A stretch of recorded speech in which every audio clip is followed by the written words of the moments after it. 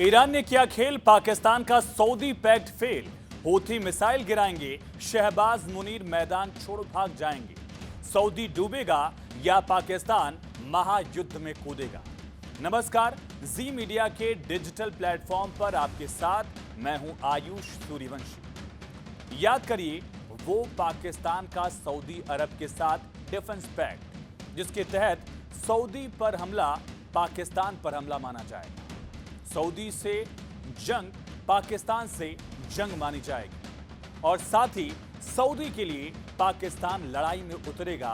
Saudi से खैरात मांगने के लिए पाकिस्तान की तरफ से मुनीर और शहबाज क्या क्या फेंक दे रहे थे कि सऊदी पर आंच आई तो ये कर देंगे, वो कर देंगे, जंग छेड़ देंगे। अब ईरान ने मौका दे दिया है कि भाई शहबाज मुनीर आओ और सऊदी को बचाओ।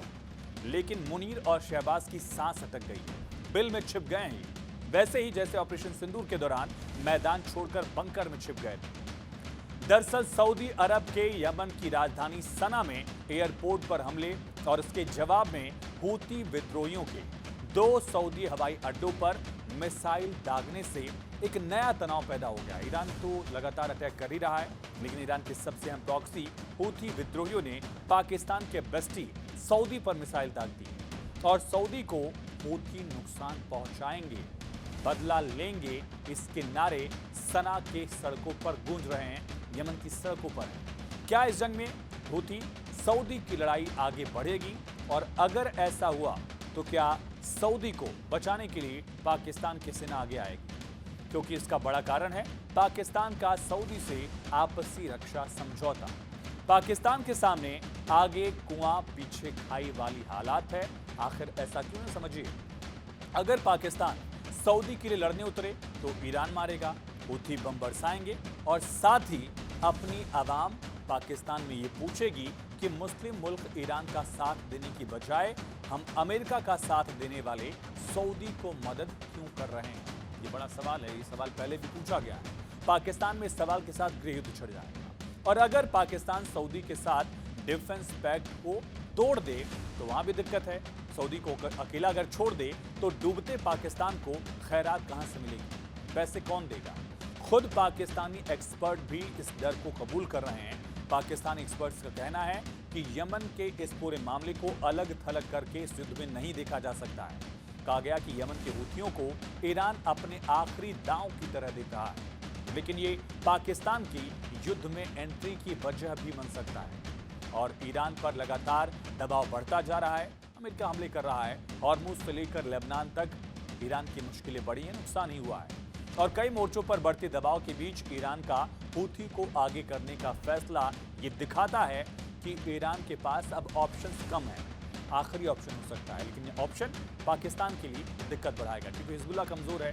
इराक और सीरिया में भी ईरान के प्रॉक्सीज खत्म हो रहे हैं, बढ़त वो खो रहा है और हूथी तेहरान के लिए, ईरान के लिए एकमात्र ऐसा ऑप्शन है जो सऊदी को नुकसान पहुंचाएगा, पाकिस्तान को भी लाइन पर लाएगा।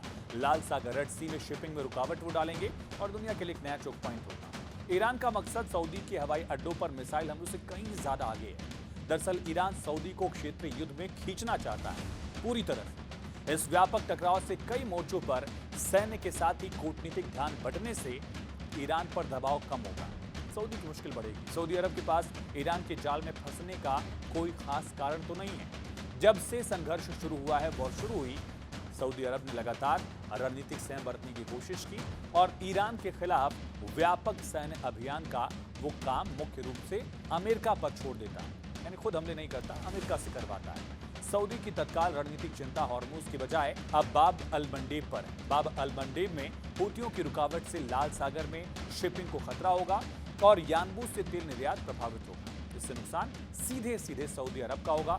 सऊदी अरब के वैश्विक लॉजिस्टिक हब बनने के सपने को बहुत बड़ा नुकसान सीधे हूथी इनडायरेक्टली ईरान पहुंचाएगा। इसीलिए सऊदी के पास ईरान के साथ सीधे टकराव के बजाय हूथी खतरे को खत्म करने पर फोकस करना है।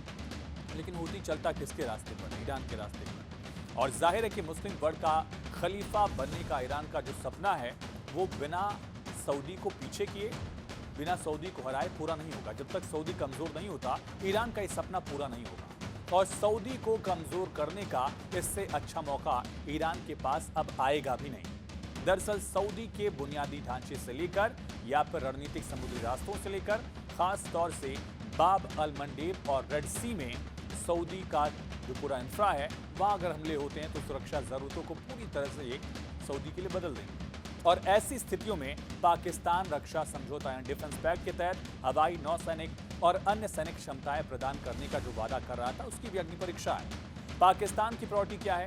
सऊदी अरब की हमलों से रक्षा करना, कथित तौर पर रेड सी में समुद्री रास्तों की सुरक्षा बहाली रखना और हूथी के खतरे को खत्म करना पाकिस्तान का प्रयास होगा, न कि ईरान के खिलाफ मोर्चा खोलना। ऐसे में फिलहाल ये देखना दिलचस्प हो जाएगा कि यमन में जो डेवलपमेंट्स लगातार दिख रहे हैं वो क्या मोड़ लेते हैं। पाकिस्तान के लिए हालांकि मुश्किल बड़ी है। फिलहाल इस वीडियो में इतना ही। बाकी तमाम खबरों के लिए आप जुड़े रहिए जी न्यूज़ के साथ।